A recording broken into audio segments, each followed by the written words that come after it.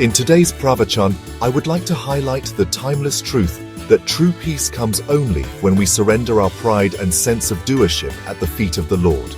You know, just as rivers lose their identity when they merge into the ocean, our ego dissolves when we place full trust in God's will. I want to remind you that every success, every setback, and every moment of life is by His grace.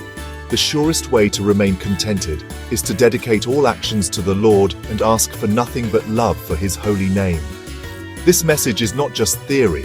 History is filled with saints who lived this truth. One such shining example is Thirunilakanda Nayanar, whose life teaches us how total surrender can transform even misunderstandings and trials into opportunities for divine grace.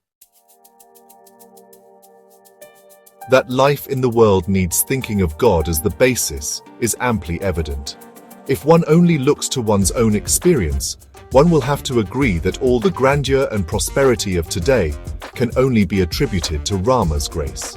We should therefore always remember that everything that happens is by His direction and will, and that we should feel neither pride nor regret of doership of anything. If a feeling of pride does crop up, recollect Rama, and he will see that that feeling is overcome. Pride of doership rears its head in times of success or pleasing happenings, while in times of undesired happenings, fate comes in handy for blame. So take care that the feeling of pride is completely destroyed. The Lord cannot be propitiated so long as there is the smallest vestige of pride of doership. So think of Rama at all times, in all actions. He is ever happy who attributes all doership to Rama, while one who takes doership on himself is paving the way to misery sooner or later.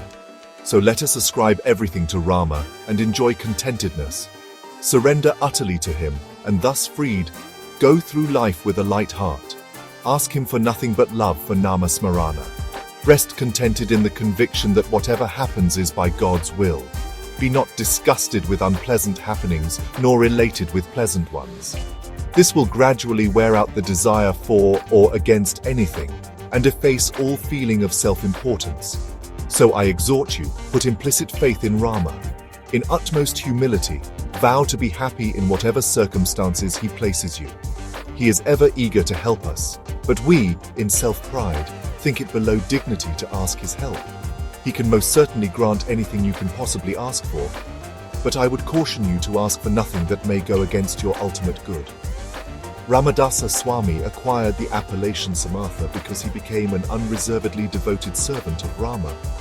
One who ceases looking up to worldly esteem and dedicates himself to the service of Rama will easily rule over the world.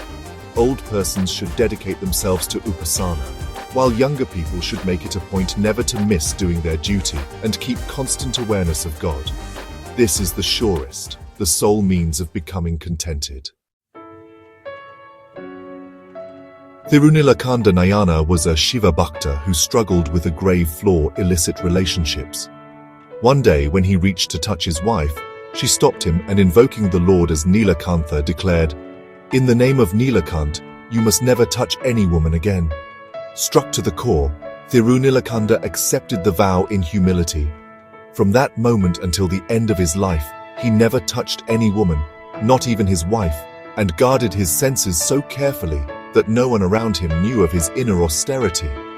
Years later, a wandering saint, who was in fact Lord Shiva in disguise, entrusted his Bhiksha Patra, or begging bowl, to Thirunilakanda for safekeeping. Thirunilakanda locked it in an iron chest. When the saint returned, the bowl had mysteriously vanished. A panchayat was convened. Thirunilakanda swore he had no idea how it disappeared, but the saint pressed for proof. "Touch your wife and promise you're innocent." Thirunilakanda respectfully refused. He would not break the vow uttered once in the name of Nilakantha. The saint then proposed, "At least both of you hold a staff together and take a dip in the temple tank." Husband and wife held the stick and immersed themselves. They emerged youthful, as if in their 20s. The saint revealed himself as Lord Shiva, restored the missing bowl, and declared before all that Thirunilakanda's unwavering fidelity to a single God-invoked vow was true surrender. By honoring that vow physically and mentally, he had surrendered doership and desire to the divine. Therefore the Lord returned his time and vigor so he could live in joy and ultimately attain him. Why this perfectly fits my Pravachan, surrender to Rama as the sole support. A vow taken in the Lord's name outweighed social pressure and self-justification. Ego was set aside. He refused even a good shortcut to prove innocence because it violated surrender to a God-centered promise. The Lord himself vindicated him and restored what was lost, a living sign that grace supports genuine surrender. Inner restraint, not just outer display, shows doership handed to God exactly as I instruct. As I beautifully emphasize, surrender is not a passive resignation, but an active trust in God's wisdom. Thirunilakanda Nayanar's life shows that even when life places us in confusing or hurtful situations, if we refuse to let ego, pride, or resentment take over, and instead remain steady in devotion and service, divine grace will surely descend.